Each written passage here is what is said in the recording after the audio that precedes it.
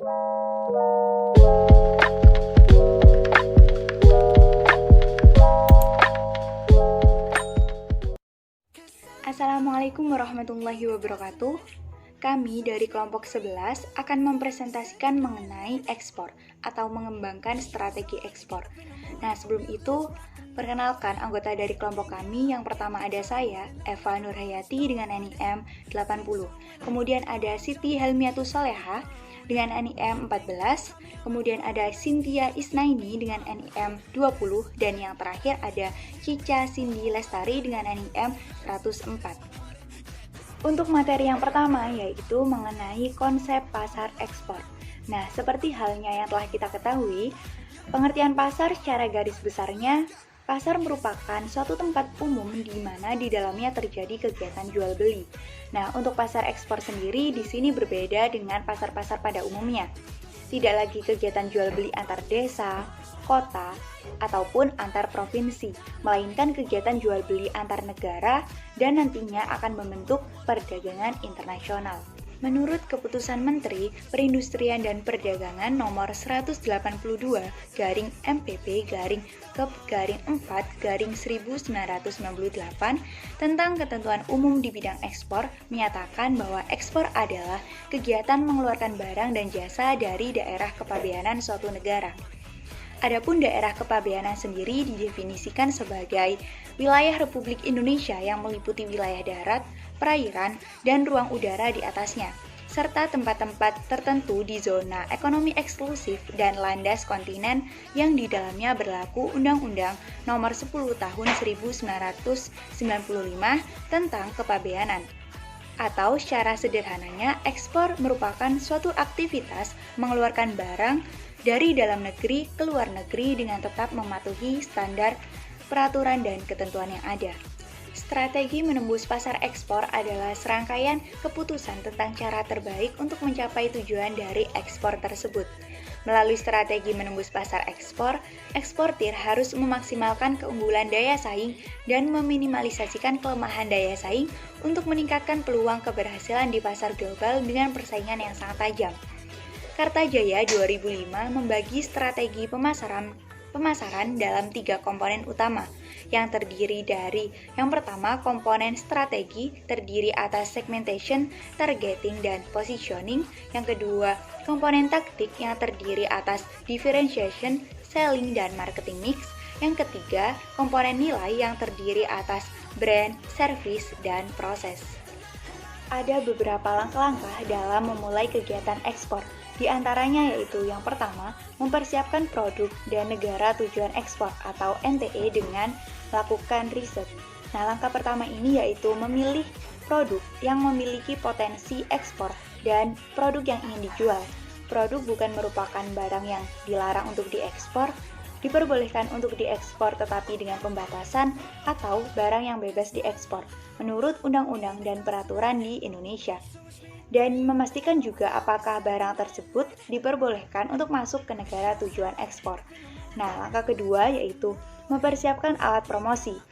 Alat promosi adalah perangkat secara fisik yang keberadaannya harus ada kala mengikuti pameran dagang, yakni terdiri dari kartu nama, brosur, katalog, dan profil perusahaan atau usaha. Langkah yang ketiga yaitu mempersiapkan korespondensi ekspor. Korespondensi adalah kegiatan surat menyurat antara penjual dan pembeli. Langkah selanjutnya yaitu setelah mendapatkan pembelian atau order dari buyer, maka dilanjut persiapkan barang dan dokumen-dokumen. Kemudian melakukan pemberitahuan kepada Bea Cukai dengan membawa dokumen PEB atau pemberitahuan ekspor barang dan dokumen pelengkap lainnya. Dan langkah yang kelima yaitu setelah disetujui oleh pihak Bea Cukai, nantinya akan mendapatkan NPE atau Nota Persetujuan Ekspor, di mana barang tersebut telah disetujui menjadi barang ekspor. Dari sini, eksportir sudah bisa melakukan stuffing barang untuk dibawa ke negara tujuan. Untuk pembahasan selanjutnya yakni mengenai teknik komunikasi dalam memasarkan suatu produk. Komunikasi pemasaran merupakan sebuah alat atau media yang digunakan sebuah perusahaan untuk menginformasikan, membujuk, dan mengingatkan konsumen tentang produk yang sedang dijual baik secara langsung maupun tidak langsung. Nah, teknik komunikasi pemasaran itu ada 7. Yang pertama, iklan. Iklan merupakan salah satu komunikasi massa dan harus menarik kesadaran, menanamkan informasi, mengembangkan sikap, atau mengharapkan adanya suatu tindakan yang menguntungkan bagi pengiklan, seperti iklan yang dimuat dalam majalah, televisi, radio, dan lain sebagainya. Yang kedua, yakni promosi penjualan. Promosi penjualan merupakan sebuah upaya pemasaran yang bersifat media dalam media untuk meningkatkan permintaan dari konsumen. Nah, contohnya seperti pemberian kupon, diskon, cashback, undian, dan lain sebagainya. Dan yang ketiga yaitu public relation atau hubungan masyarakat. Membangun hubungan baik dengan berbagai kalangan, terutama dengan luar negeri untuk mendapatkan publisitas sesuai yang diinginkan. Membangun citra perusahaan yang baik dan menangani atau menghadapi rumor, berita, dan kejadian yang tidak menyenangkan. Kemudian yang keempat yaitu penjualan secara pribadi atau personal selling. Penjualan pribadi langsung dengan calon pembeli dari luar negeri untuk mencoba menginformasikan pada konsumen mengenai produk sekaligus membujuk secara langsung untuk membeli produk kita. Kemudian yang kelima yakni mengenai pemasaran secara langsung, yakni hubungan langsung dengan para konsumen yang ditargetkan secara cermat untuk mendapatkan respon dengan segera dan membangun hubungan pelanggan. Dan yang keenam yaitu point of sale and merchandising, yakni memasarkan produk yang dilakukan dengan cara membuat display produk beserta dengan material pendukung seperti spanduk, poster, stiker pada stand pemasaran maupun di tempat-tempat yang banyak dikunjungi orang. Kemudian yang ketujuh yaitu word of mouth. Informasi mengenai produk yang dipasarkan dapat lebih dipercaya karena direkomendasikan secara langsung oleh konsumen yang telah mencobanya, sehingga minat beli konsumen lainnya dapat meningkat. Selain teknik komunikasi, kita juga harus memperhatikan apa saja yang menjadi strategi pemasaran ekspor. Yang pertama ada strategi produk, di mana kita selaku produsen atau perusahaan harus memperhatikan betul kualitas dari produk yang akan kita jual. Ada strategi harga, kita juga harus menentukan harga dengan sangat strategis dengan mempertimbangkan segala hal. Ada strategi distribusi dan strategi promosi. Kita juga harus melakukan promosi dengan maksimal untuk meningkatkan atau menarik daya beli konsumen, khususnya konsumen dari luar negeri. Pembahasan selanjutnya yakni tahapan utama dalam melakukan ekspor. Yang pertama yakni sales contract process. Sales contract adalah dokumen atau surat persetujuan antara pembeli dan penjual yang merupakan follow up dari purchase order yang diminta importer. Isinya mengenai syarat-syarat pembayaran barang yang akan dijual seperti harga, mutu, jumlah, cara pengangkutan, pembayaran asuransi, dan sebagainya. Kontrak ini merupakan dasar bagi pembeli untuk mengisi aplikasi pembukaan letter or credit kepada bank. Kemudian proses pembuatan sales contract itu yang pertama promosi, yang kedua inquiry, yaitu pengiriman surat permintaan suatu komoditas tertentu oleh importir kepada eksportir. Kemudian proses selanjutnya yaitu overseas. Permintaan importir akan ditanggapi melalui overseas ini yang dikirimkan eksportir, yang berisi deskripsi barang, mutu, harga, dan waktu pengiriman, serta ketentuan pembayaran dan pengiriman sampel brosur. Dan untuk proses selanjutnya yaitu order sheet, yaitu setelah melakukan penawaran dari eksportir dan mempelajarinya, jika setuju maka importir akan mengirimkan surat pesanan dalam bentuk order sheet kepada eksportir. Yang selanjutnya yaitu sales contract. Sesuai dengan data dari order set yang sebelumnya, maka selanjutnya eksportir akan menyiapkan surat kontrak jual beli yang ditambah dengan keterangan force major clause dan inspection clause. Sales contract ini ditandatangani oleh eksportir dan dikirimkan sebanyak 2 rangkap kepada importir. Dan proses selanjutnya yaitu sales confirmation. Sales contract akan dipelajari oleh importir. Apabila importir setuju, maka sales kontrak tersebut akan ditandatangani oleh importir untuk kemudian dikembalikan kepada eksportir sebagai sales confirmation. Sedangkan satu kopi lain dari sales kontrak ini akan disimpan oleh importir. Untuk tahapan yang selanjutnya yaitu letter of credit process. Letter of credit adalah jaminan dari bank penerbit kepada eksportir sesuai dengan instruksi dari importir untuk melakukan pembayaran sejumlah uang tertentu dengan jangka waktu tertentu. Proses pembuatannya, yang pertama, importir akan meminta opening bank atau bank devisa untuk membuka letter of credit sebagai jaminan dan dana yang akan digunakan untuk melakukan pembayaran kepada eksporter sesuai dengan kesepakatan pada sales contract. Nah, L of credit yang dibuka adalah untuk dan atas nama eksportir atau orang atau badan lain yang ditunjuk eksportir sesuai dengan syariat pembayaran pada sales kontrak. Opening bank akan melakukan pembukuan letter of credit melalui bank ke respondennya di negara eksportir. Dalam hal ini adalah advising bank. Advising bank akan memeriksa keabsahan pembukuan letter of credit dari opening bank, dan apabila sesuai, advising bank akan mengirimkan surat pengantar letter of credit advice kepada eksportir yang berhak menerimanya. Tahapan yang selanjutnya yakni cargo shipment process. Output penting dari proses ini adalah dokumen pengapalan yang merupakan bukti bahwa eksportir telah mengirimkan barang yang dipesan importir sesuai dengan persyaratan yang tercantum dalam letter of credit. Tahapannya, eksportir akan menerima letter of credit advice sebagai acuan untuk mengirimkan barang, dan saat itu eksportir akan melakukan shipment booking kepada shipping company sesuai dengan term yang disebutkan dalam sales contract. Setelah itu, eksportir harus mengurus kewajiban pemberitahuan ekspor barang atau PEB di bea cukai di pelabuhan muat, serta hal lain seperti pembayaran pajak ekspor dan pajak ekspor tambahan di advising bank. Shipping company akan memuat barang dan menyerahkan bukti penerimaan barang, kontrak angkutan, bukti kepemilikan barang, serta dokumen pengapalan lainnya jika ada kepada eksportir. Kemudian eksportir akan mengirimkan kepada advising bank untuk dikirimkan ke opening bank. Importir akan menerima dokumen pengapalan jika kewajiban pembayaran kepada opening bank sudah dilakukan. Shipping agent akan menyerahkan barang kepada importir jika biaya jasa shipping agent telah dilunasi. Dan untuk tahapan selanjutnya yaitu shipping document negotiation process. Proses ini adalah proses penguangan dokumen pengapalan bagi eksportir dan merupakan proses untuk klaim barang yang telah dibayar bagi importir. Untuk tahapannya, setelah menerima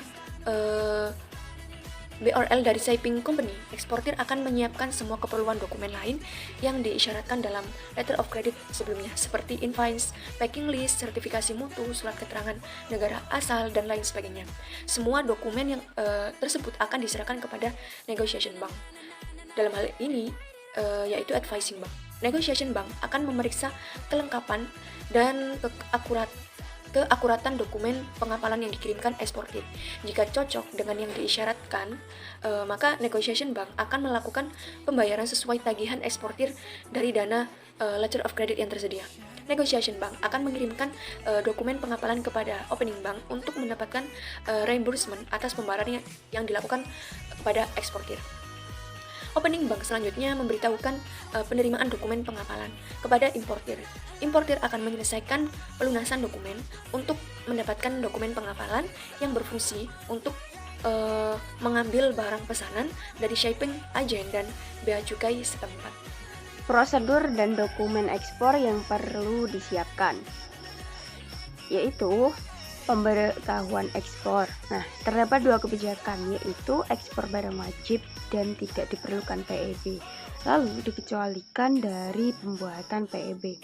Yang kedua, prosedur pemeriksaan pabean atas barang ekspor yang disetujui oleh Direktorat Jenderal Bea dan Cukai, surveyor, pengajuan PEB, pemasukan barang ekspor ke kawasan pabean, pendaftaran PEB, penelitian dokumen, persetujuan muat, pembetulan atau perubahan, pemuatan, pengangkutan, tata cara pemeriksaan fisik barang oleh surveyor, fasilitas PEB berkala, lalu sanksi administrasi, dan lain-lain.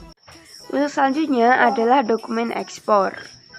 Untuk dokumen ekspor sendiri terbagi menjadi dua golongan, yaitu dokumen utama dan dokumen tambahan.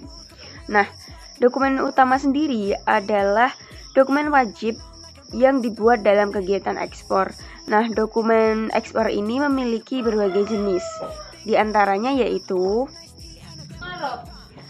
yang pertama adalah invoice atau faktur invoice. Nah, ini disebut juga dengan nota yang merupakan dokumen yang memiliki fungsi sebagai bukti transaksi atau penagihan yang dibuat oleh eksportir kepada importir. Invoice ini wajib dibuat untuk mencantumkan elemen-elemen, yaitu nomor dan tanggal invoice, nama barang, harga barang per unit, dan total, serta nama dan alamat eksportir importir. Nah, invoice sendiri terbagi menjadi beberapa golongan, yaitu Performa invoice. Nah, performa invoice ini adalah suatu penawaran dari eksportir kepada importir yang sangat potensial. Ini dibuat untuk menempatkan pesanan yang sering mendapatkan permintaan dari importir sehingga eksportir bisa mendapatkan izin impor dari negara tujuan. Nah, untuk yang selanjutnya adalah commercial invoice. Commercial invoice adalah surat permintaan pembayaran kepada importir ketika eksportir selesai menyiapkan atau memproduksi barang pesanan. Untuk yang selanjutnya adalah consular invoice facture yang dikeluarkan oleh kedutaan atau konsultan yang bertujuan untuk memeriksa harga jual dibandingkan dengan harga pasar yang berlaku, sehingga memastikan tidak terjadi dumping. Nah, itulah jenis-jenis invoice. Untuk yang selanjutnya adalah packing list. Nah, packing list ini adalah dokumen yang berisikan rincian spesifikasi barang ekspor sesuai dengan invoice. Nah, ini dibuat oleh eksportir atau perusahaan yang melakukan pengemasan langsung terhadap barang tersebut. Untuk yang selanjutnya adalah bill of lading atau airway bill. Bill of lading merupakan bukti pengiriman barang atau tanda terima yang dibuat oleh shipping company untuk eksportir. Airway bill ini dikeluarkan setelah kapal berangkat dari Indonesia. Nah, dokumen ini dapat digunakan sebagai kepemilikan barang dengan eksportir yang memegang airway bill adalah pemilik barang. Untuk yang keempat adalah polis asuransi. Nah, dokumen ini dibutuhkan sebagai surat bukti penanggung-jawaban yang dikeluarkan perusahaan asuransi untuk menjamin keselamatan atas barang ekspor yang dikirim atas permintaan eksportir atau importir. Dokumen ini menyatakan jenis risiko yang diasuransikan, serta pihak mana yang meminta asuransi dan kepada siapa klaim dibayarkan. Untuk yang kelima adalah PB atau pemberian ekspor barang. PB ini merupakan pemberitahuan yang dibuat oleh eksportir kepada kantor bea dan cukai sebelum pengiriman ekspor. Untuk selanjutnya adalah shipping instruction, yaitu dokumen yang dibuat dan diberikan oleh eksportir kepada forwarder atau sorting company untuk melakukan booking pada kontainer dan ruang kapal atau pesawat. Itulah dokumen-dokumen wajib. Nah, sekarang kita melangkah ke dokumen tambahan. Nah, selain dokumen utama, terdapat juga dokumen ekspor tambahan lainnya yang dibuat bersifat wajib ataupun pendukung terhadap barang ekspor. Nah, dokumen ini perlu dibuat dan disertakan ketika dimintai oleh pembeli atau importir, dan biasanya dokumen tambahan ini diperlukan oleh regulasi negara tujuan. Ini adalah hukum dan perundangan yang berlaku di negara Jepang. Nah, di antara Jepang dan Indonesia terdapat perjanjian EPA, disebut juga dengan Economic Partnership Agreement, yaitu perjanjian kerjasama perdagangan dan penanaman modal. JEPA ini memberikan kesempatan untuk melakukan perdagangan ekspor-impor antara Jepang Indonesia dengan tarif yang rendah hingga 0. Baik, selanjutnya di sini saya akan menjelaskan mengenai sistem transaksi bisnis yang digunakan dalam perdagangan internasional. Sistem transaksi internasional sering disebut dengan sistem pembayaran internasional. Pembayaran internasional adalah pembayaran atas transaksi yang dilakukan oleh negara-negara yang terlibat dalam perdagangan internasional berdasarkan kesepakatan yang telah dirumuskan sebelumnya. Dalam pembayaran, perdagangan internasional pada umumnya dilaksanakan melalui bank. Nah, dalam pelaksanaan transaksi perdagangan luar negeri dapat diatur dengan cara pembayaran sebagai berikut. Yang pertama yaitu advance payment atau cash payment. Nah, di sini pembayarannya dilakukan dengan menggunakan cek atau bank draft pada saat barang dikirim oleh eksportir atau boleh sebelumnya. Nah, metode pembayaran ini sering disebut dengan pembayaran uang di muka. Sistem pembayaran ini mengharuskan pembeli melakukan pembayaran uang terlebih dahulu kepada penjual di negara lain sebagai syarat pengiriman suatu barang. Yang kedua yaitu open account. Cara pembayaran dengan open account merupakan kebalikan dari advance payment. Jika pada advance payment pembeli yang terlebih dahulu melakukan pembayaran, maka pada open account penjuallah yang terlebih dahulu melakukan pengiriman barang. Baru setelah itu pembeli membayar harga melalui perintah transfer bank ke rekening penjual. Nah, cara pembayaran dengan open account akan menguntungkan bagi pembeli karena melalui sistem ini pembeli terlebih dahulu melihat barang yang dikirimkan oleh penjual. Yang ketiga yaitu letter of credit atau LC. LC adalah suatu surat yang dikeluarkan oleh bank atas permintaan pembeli barang atau importir, di mana bank tersebut yang menyetujui dan membayar wesel yang ditarik oleh penjual barang atau eksportir.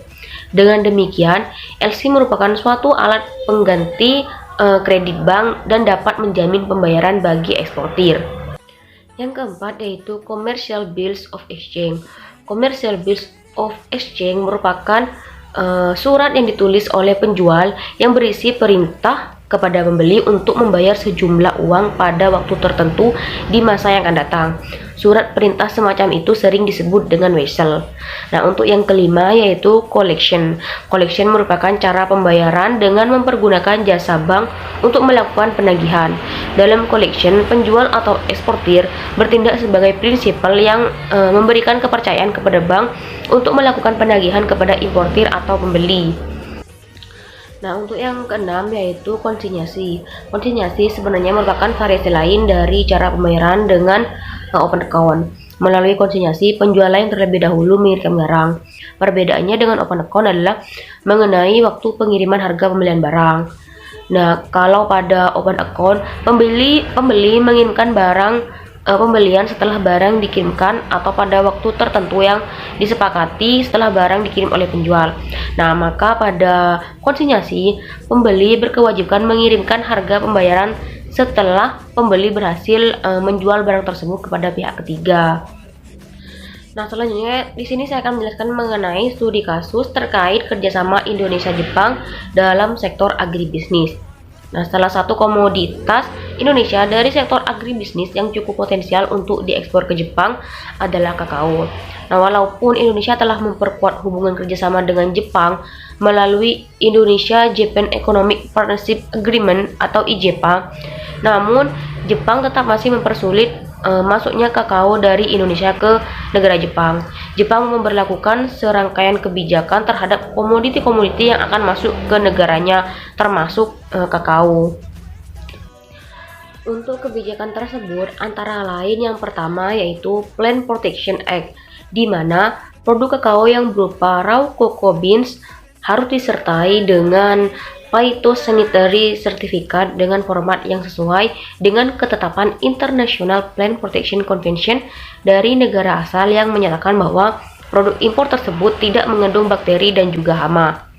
Bila pihak karantina Jepang menemukan adanya bakteri penyakit atau hama pada produk impor, maka pengimpor bertanggung jawab untuk membersihkan produk dari bakteri penyakit atau hama atau memusnahkan produk tersebut. Selain itu, tidak boleh ada tanah yang melekat pada produk raw cocoa beans ini. Nah, dalam rangka meningkatkan mutu kakao bubuk dan juga menciptakan persaingan usaha yang sehat dan memberikan perlindungan kepada konsumen di tanah air, maka pemerintah Republik Indonesia melalui Menteri Perindustrian memberlakukan ketentuan Standar Nasional Indonesia atau SNI secara wajib terhadap produk kakao bubuk. Yang dimaksud dengan kakao bubuk ini adalah produk kakao yang berbentuk bubuk yang diperoleh dari kakao masa setelah dihilangkan sebagian lemaknya dengan atau tanpa perlakuan alkalisasi. Nah, Indonesia juga melakukan upaya peningkatan akses promosi produk dengan mengirim langsung katalog dan juga contoh produk kepada para importir di Jepang. Di samping itu, mereka juga aktif pula mengikuti pameran-pameran dagang di Jepang. Mungkin itu saja penjelasan dari kelompok kami. Kurang lebihnya kami mohon maaf. Terima kasih dan wassalamualaikum warahmatullahi wabarakatuh.